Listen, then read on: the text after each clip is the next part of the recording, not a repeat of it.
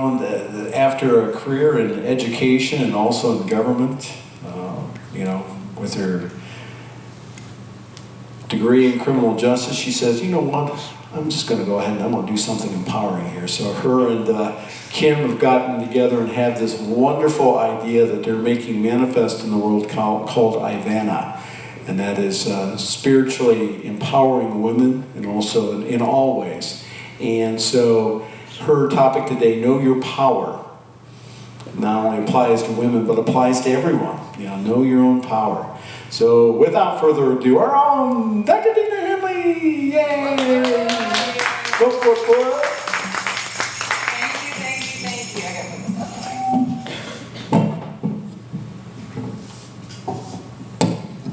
up. Okay. Is that better? I don't use a microphone, so I don't know how this is going to work. Well, howdy. Howdy. Good morning on this beautiful Sunday morning. Everybody's here. It's all gorgeous and beautiful. Okay, I am going to talk about power today. If you think about the things that have been good in your life, okay? Think about a moment that was good.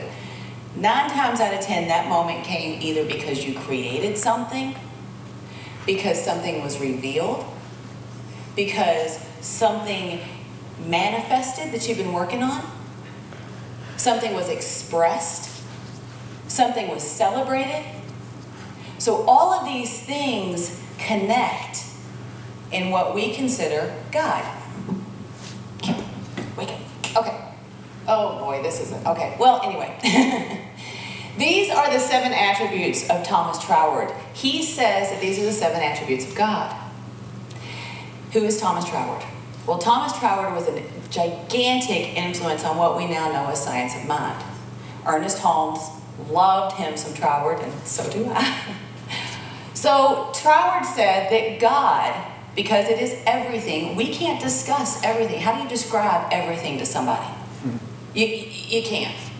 So using these 7 from Troward, we're able to basically break God down into what it looks like in our physical world.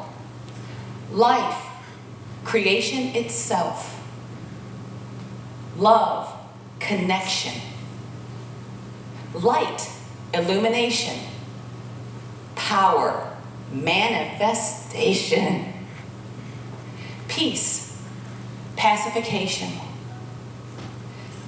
I just forgot, beauty, expression, and then joy, which is celebration. All of these things, according to Troward, and I'm going to show you. Thank you. And it's not going to work real well. But if you look at Ernest Holmes' quotes, this is one out of 444.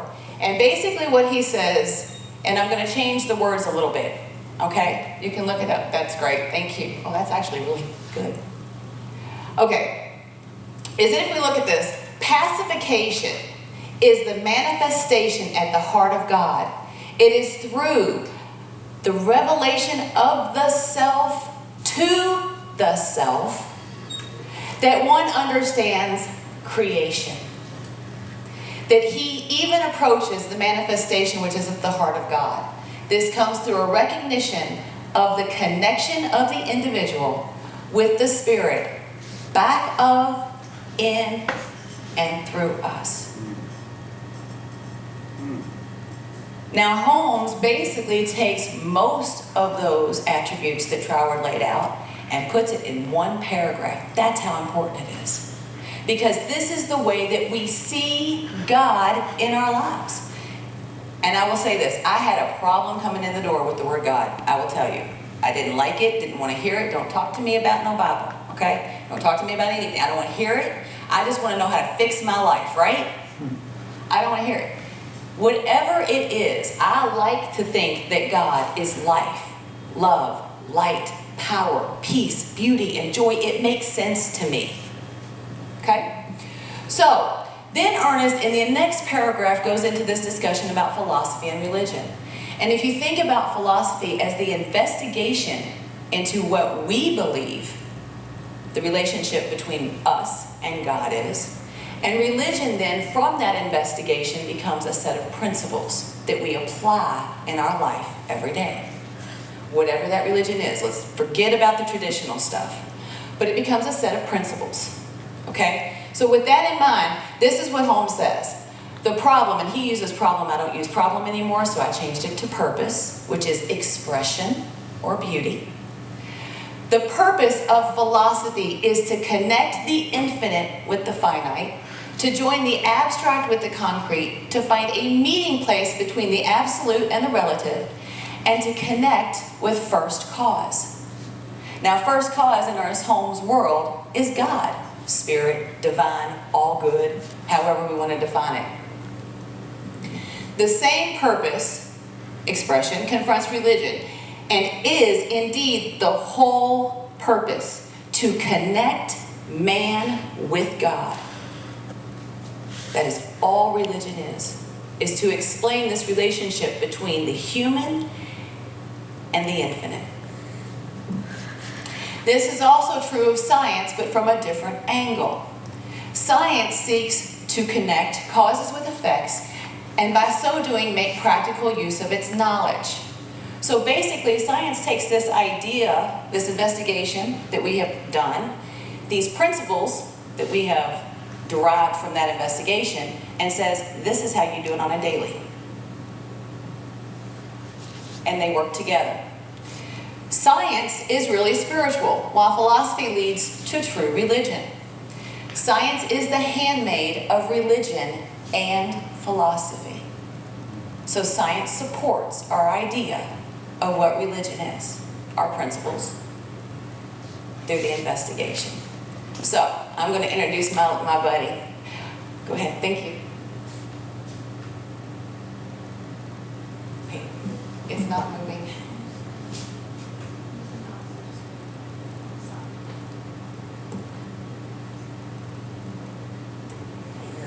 Okay, there we go.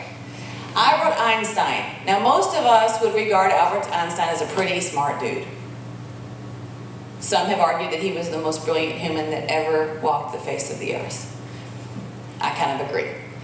But Einstein is known for his mass-energy equivalence equation, okay? And what this is E equals mc squared. Most of us have seen this before. Yes? Okay. Now, this is not what he won the Nobel Prize for, but this is part of a larger theory called the theory of special relativity. I'm not going into it, but E equals mc squared. Let's break this down. E is the amount of energy that is produced when mass, m, meets the constant, the speed of light times itself. So when you have energy, something has connected. Now, in our world, we're going to call that love. But it has connected. And what this is, if you look at the bottom, E equals 37 trillion times 37 trillion. What is that? There are an average of 37 trillion atoms in each individual cell in the human body. And there is an average of 37 trillion cells in every human body. Now, all of this mass is also connected to the speed of light, which is 186,000 miles per second. When you do the math, this is the number you come up with, and I'm not even going to try it. This is how much energy is contained in the human body every second. I don't care how small that is, that's a big old number. Right? Okay. So I don't know about y'all, but when I get up in the morning, I'm kind of like, I don't feel all this energy. There are some mornings that I'm like, huh. But what happens? I start getting up, I start getting a shower, start getting myself ready. By the time I hit the door, I am singing in joy and grace. Why? What happened? Nothing happened. I was still feeling, eh. What happened is I started using the energy. Thank you. So if we change this and change this back into the philosophical application and change some words up, this is what Einstein basically said. Power equals what matters to us times the speed of light times itself. That's how fast we manifest. Woo. Power is a synonym for energy. Matter is a synonym for mass. So energy, power, equals what matters to us. Now that's pretty powerful. Okay, careless. Okay, so let's break this energy down for a second. First of all, energy cannot begin or end. So if all of this energy is being produced, where's it going? Because I'm not feeling it in the morning. Right? Where's it going? Well, what happens is, energy has no direction of itself. It can't do anything on its own. It just gives us energy to do things. It's just power. The light switch can't turn on by itself, but it's still there. We don't see the electricity going to the light switch, but we know it's there, because we see the manifestation of it. The physical application of what it is all the time. And let me just say this, all light is spiritual, and that's by a physicist. Okay. So, you have three general types of energy. You have kinetic energy, which is the energy that we use. We have potential energy, which is stored energy. And there's electromagnetic energy. Now, there's more other types of energy, but let's just play with these. The electromagnetic energy is basically the law of attraction. We're going to get to that in just a second. But when we're looking at this difference between what we're using and what we're not, when we start to use our energy, we can tap into that battery of stored energy where all that big old number went in every second because we didn't use it when we had it. It doesn't go away. It's just in a gigantic battery. The human body has more power in it than a 1-ton battery. You want to plug into it? Because it's unlimited. Okay? Okay. So if you want to plug into your energy, there are two ways to transform potential, which is just this latent energy hanging out, sitting on the couch, being bored, watching a Browns game. Sorry, I had to. I had to, come on. So it's just hanging out, waiting for something to do, or waiting for something to make it into useful energy. So there is either work or heat. We're going to talk about work. Work, according to Holmes, is the word. The spoken word puts work on energy. It gives energy direction. And this, I did not emphasize this. This is from Holmes himself. So if you are aware of Holmes, you know that when he puts it in caps, he wants you to listen. Okay.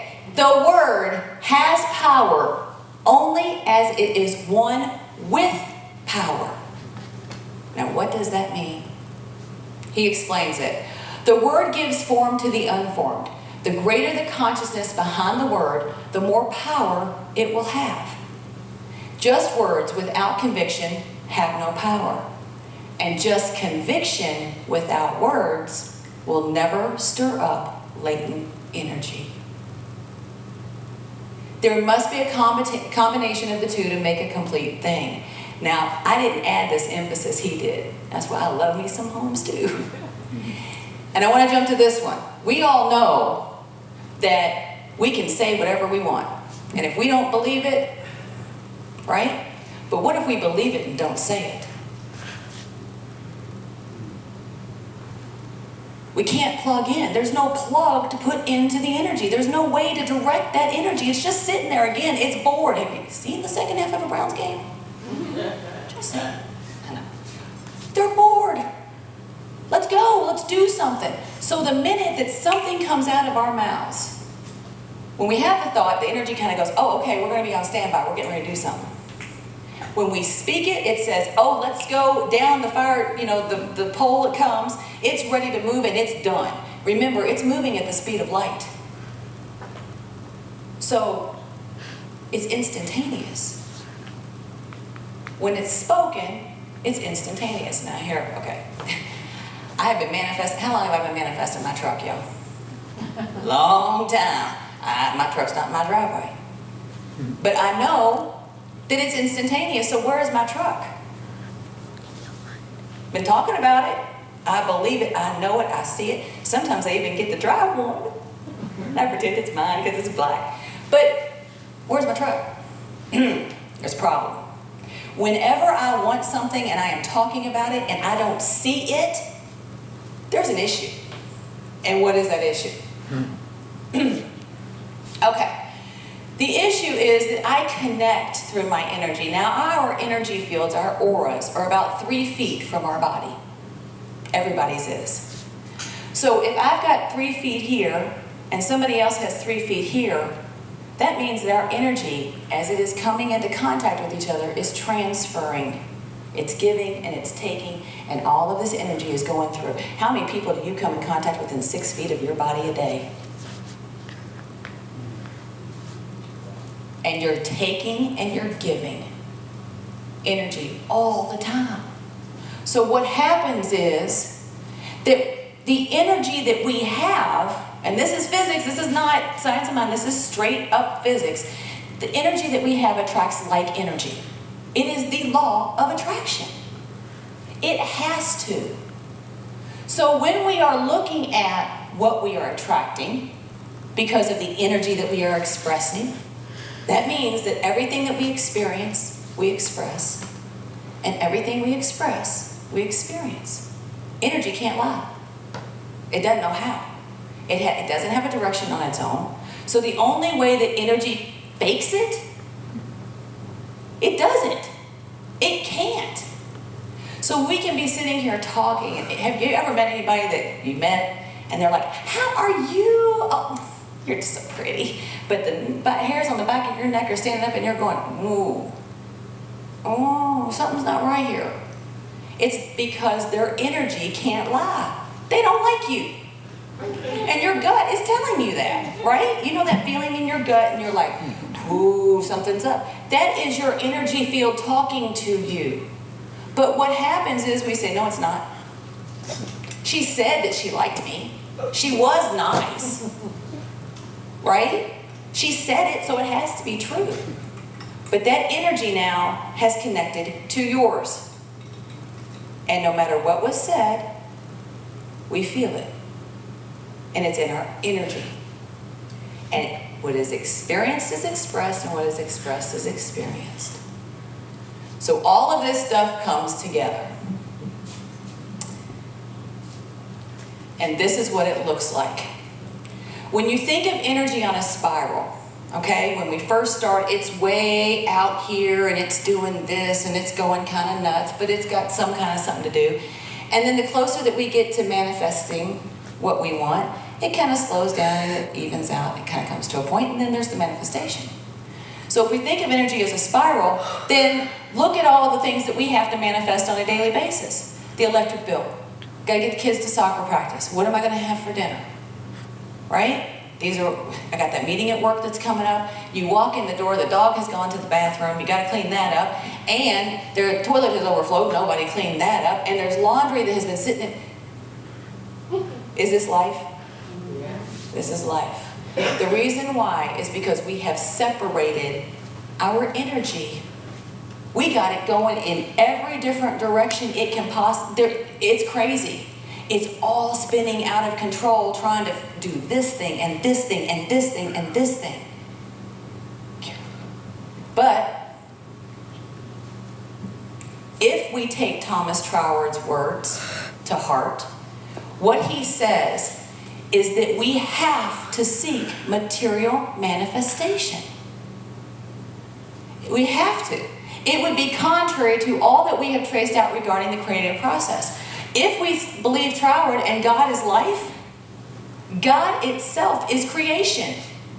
It has to create. What is creation in the physical world? Manifestation. We decide what we want to do. We make the decision. We give our energy direction. And if you look at the word mass, it comes from the Greek massa, which means lump of dough. It doesn't have any form. We give it form, which is the greatest gift that God ever gave us, free will. And that is our choice every second of every day. However, Troward cautions, love Troward, that this concentration of these minds be upon a particular principle and not upon a particular body shape. What that means is go beyond what you physically want and ask yourself, why do you want this? What is this thing going to give you? So if I'm looking at my truck, I'm looking at independence, freedom, go do what I want to do, identity, because y'all know I'm country to my core, right? And what else does it give me? It gives me abundance. It is my physical manifestation that I am abundant because I am driving me a big old black Chevy truck. However, if that's what I'm really wanting, then the truck becomes unimportant. And I start looking at that principle that that truck represents, I realize I've already got it. I already have independence and freedom. I have a car. I love her too. She's a little bruised right now, but I love her. She's beautiful.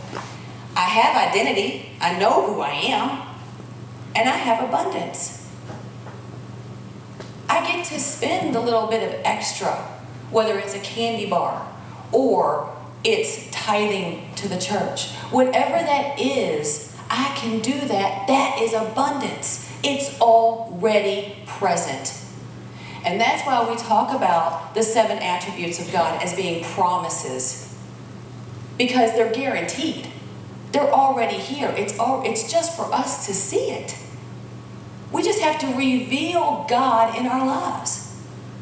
And when we start realizing that we have already manifested the thing that we really wanted, the physical thing becomes really unimportant. Now, do I still want the truck? Yeah. And it's coming. Don't get that twisted. It's here. I just can't see it yet. Neither can y'all. But it is here. I already know it is. Because it is against the laws of physics for it not to be. My energy is directed to it. My form is directed to it. And the only other element in that is a constant, the speed of light. Hey! Right? So when we start looking at those things that we want, the only limitation in whatever it is that we want is that it needs to be for the greater good. God cannot go against itself. So I can't say, I want that sweater, by the way. I want that sweater that Kim has, and I want it from her. No, I can say, I want the sweater like Kim. Why? Because I want to express beauty. I already do. All right. Right? Everybody does, because it is a choice that we are expressing it. It is the expression of God. And then we can celebrate in joy. Okay. We'll move on to this. Once we have defined that principle, because principles are God, principles are religion, once we've defined that, and we are directed toward it, this is what happens to our lives. All of that energy just starts to spiral into the manifestation of one thing. Yes, there is still the electric bill. Yes, there is still soccer practice. But these are thoughts. I just got to take care of this. I just got to take care of this. But you are so focused on what you want that it can't shake you. Because your primary focus is on the principle, not on the manifestation of anything else. Now, we have got it screwed up, and it's hard to stick there. But when we do, this is our life. And how good do you feel when you send off the electric bill? Right? How good do you feel when you come home and dinner's done and the kids have been to soccer practice and all the homework's done and you accomplished it? You were responsible, which is another principle of power, but another topic. A fun one, but another topic. You have been responsible. So you're not distracted by everything that's crazy. You're focused. Okay. So here are some blocks to power. What are they? What happens, this is the physical explanation of what happens. When energy is being directed toward something, it continues in its current state and its current speed until something else says no. When we block it, what happens to that energy? It disperses. And where does it go? It's kinetic energy because it was in play. It's a little painful to go back to sitting there and be in potential. So what happens is it starts to jump. So if I've got energy directing toward the electric bill, that energy is going toward the electric bill, and I say, I can't pay the electric bill. The energy goes, Okay, we're not doing that anymore. What are we going to do? And you don't give it something else to do, it's going to go, oh, wait a minute, the house payment. Let's go over here and help house payment. And it gets on that spiral. Well, that's not what it was supposed to do. And the house payment energy doesn't understand why the new energy, and then that gets off track, right? Which is why we go from, hey, everything's good and I'm feeling abundant, to, oh my God, my life is horrible and I'm never going to be able to pay bills like that. Speed of light. Because it jumps. We have to keep it aligned. It has its purpose. Everything has its purpose. So this is what happens. We throw these blocks up and then this energy disperses. I can't do it. Incapacity. I want my truck. That's not going to happen. Doubt. I want to get up and I want to do this and I want to, but I'm so tired. I'm so sick. Infirmity. And these are synonyms to the word power. These are in the dictionary. But when you operationalize these, meaning apply them to life, weakness, I'm not strong enough. I want that new job, but I'm just not strong enough to start over. Or loss, I want to go try, but I can't. I failed so many times before. Failure. So these thoughts are going to creep in. It's human nature. The reason I like science, and I think the reason that Holmes likes science, is because it makes doubt go away. When you think about your physical desires to manifest and realize that it is physically impossible, given the universal laws of physics, for it not to happen, where's the doubt? And as Holmes said, it is taking science, that information that we have from philosophy and religion, and testing it out and applying it to our daily lives. This is our daily life. So, sorry, I have no idea where I am on time, but I'm going to give you a little story.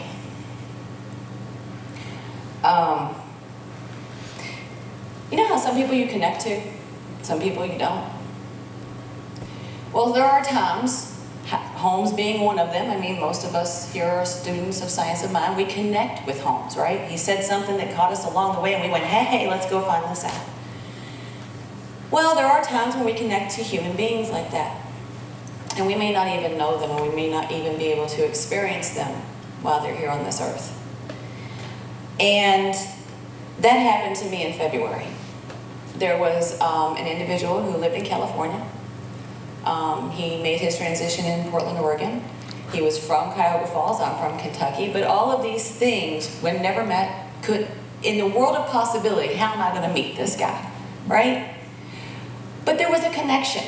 He was the best friend of my best friend's significant other. And we had talked about this person, his name, that kind of thing. And so you get to know someone's energy.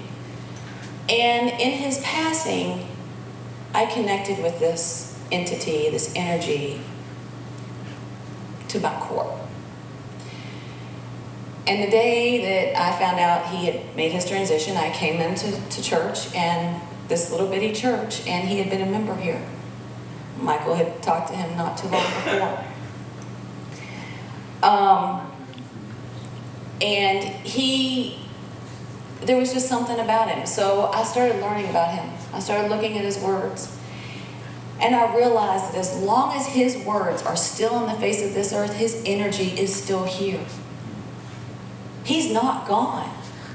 The one thing in the world that he wanted most in his life was to motivate people to make changes in their lives, and he did an amazing job of it. So I'm going to leave you with his words.